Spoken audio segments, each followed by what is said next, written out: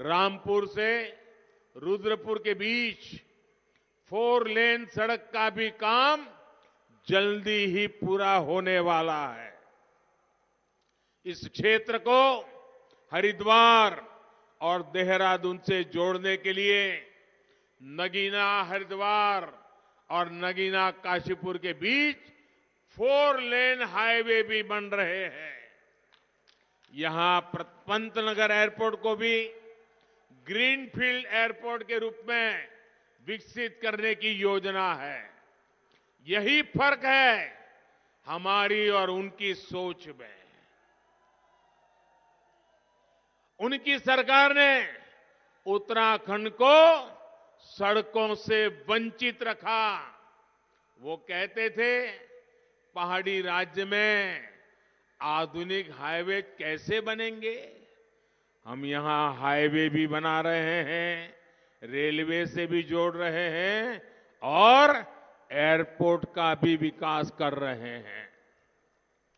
इस बार के बजट में पर्वतमाला परियोजना की घोषणा भी की गई है।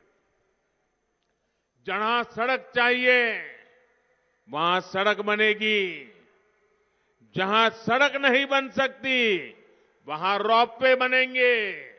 उत्तराखंड के बहनों भाइयों को हम हर हाल में हर जरूरी सुविधा पहुंचाएंगे। साथियों, उत्तराखंड में फूलों की खेती भी इसकी अपार संभावना है।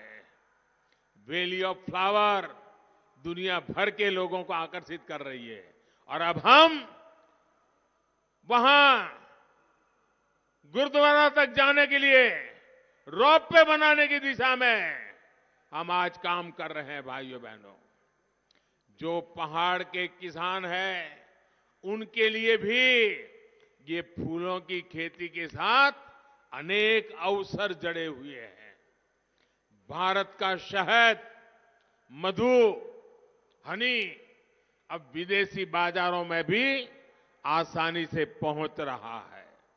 इसलिए मधुमक्खी पालन, शहद, हनी का उत्पादन में कमाई का नया जरिया किसानों के लिए उपलब्ध हो रहा है। बी वैक्स की भी बहुत मांग है। मधुमक्खी पालन को बढ़ावा देने के लिए केंद्र सरकार 500 करोड़ रुपए की लागत से राष्ट्रीय मधुमक्खी पालन और शहद मिशन भी चला रहा है। इसका भी लाभ ये उत्तराखंड के ये हिमालय की पहचान वाले इलाकों के लोगों को इसका विशेष लाभ मिलने वाला है। और देखना, देखते ही देखते दुनिया में इसकी एक नई पहचान बनने वाली है। देहरादून के सेलाकुई में सुगंध पौधों का एक केंद्र की शुरुआत भी की गई है।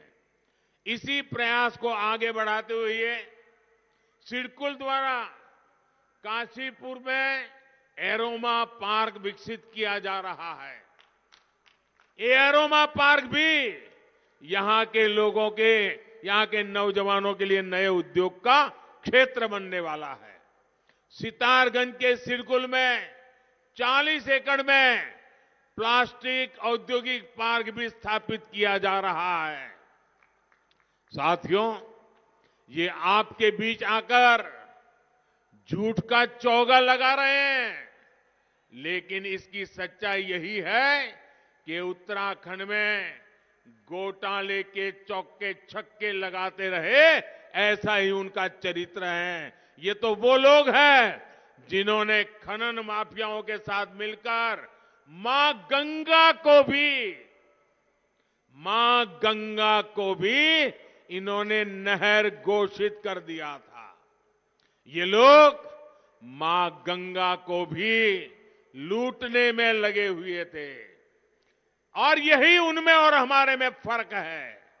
हम मां गंगा की स्वच्छता के लिए काम करते हैं, ये गंगा पर भी हाथ चालाकी करके वहां की रेत में से खनन करके रुपयों की चोरी करने में लगे रहते हैं। उधम सिंह नगर जिले में नदियों में प्रदूषण को रोकने के लिए 17 नालों को बंद करने का काम भी किया जा रहा है। इन नालों के पानी को साफ करने के लिए करोड़ों की लागत से सीवेज ट्रीटमेंट प्लांट भी बनाए जा रहे हैं।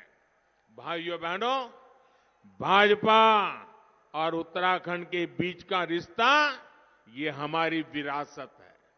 अटल जी ने उत्तराखंड बनाया और उनके प्रयासों से उधमसिंह नगर और इस इलाके में नए उद्योग आए। हम आधुनिक इंफ्रास्ट्रक्चर के नेटवर्क से उन उद्योगों की ताकत और आगे बढ़ा रहे हैं।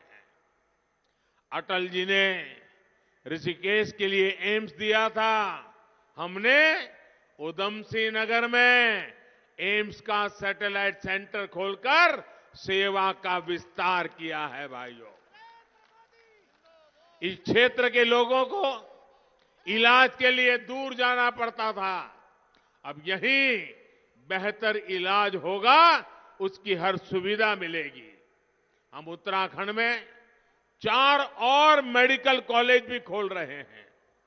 5 नए डिग्री कॉलेज का काम भी प्रगति पर है। साथियों, ये मेडिकल कॉलेज बनने के कारण, ये अन्य डिग्री कॉलेज बनने के कारण गरीब का बेटा भी पढ़ लिख करके डॉक्टर बनना चाहता है तो उसको अपने ही राज्य में डॉक्टर बनने की सुविधा बनेगी।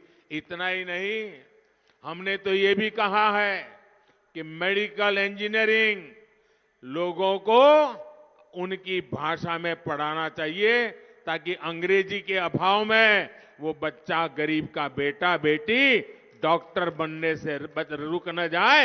ये काम हम कर रहे हैं। विकास के कामों को लेकर कुछ लोग भाजपा की डबल इंजन सरकार का मुकाबला नहीं कर पा रहे हैं। ये लोग अपने समय की लूट खसोट और भ्रष्टाचार पर जवाब नहीं दे पा रहे हैं। अचानक उन्हें उत्तराखंड की संस्कृति भी याद आने लगी है। जिन लोगों को देश की विरासत कभी समझ नहीं आई, जिन लोगों ने कभी मां भारती की रक्षा के लिए मरने मिटने वालों का सम्मान नहीं किया, वो आज संस्कृति की बातें कर रहे हैं। अरे इतने सालों तक राज किया, मेरे इस क्षेत्र में लाखों बंगाली परिवार रहते हैं। बंगाली परिवारों ने जिंदगी अपनी यहां लगा दी है। लेकिन देखिए, हिंदुस्तान के लोग भी ये सुनकर के हैरान हो जाएंगे। आजादी के बाद से लेकर के हमारे बंगाली भाई बहन यहां रहते हैं, लेकिन उनके पहचान पत्र में एक लिखा हुआ रहता था, पूर्वी पाकिस्तान, पूर्वी पाकिस्तान। आजादी के इतने सालों के बाद भी मेरे बंगाली भाई, उनको मैं मां भारती का बेटा हूं, ये हक पाने के लिए लड़ते रहना पड़ा। मैं धामी जी की सरकार को बधाई देता हूं कि उन्होंने मेरे बंगाली भाइयों के इस हक को स्वीकार किया और पूर्वी पाकिस्तान जो लिखा गया था पहचानों में, उसको हटाने का काम कर दिया। भाइयों बहनों, इन लोगों ने आज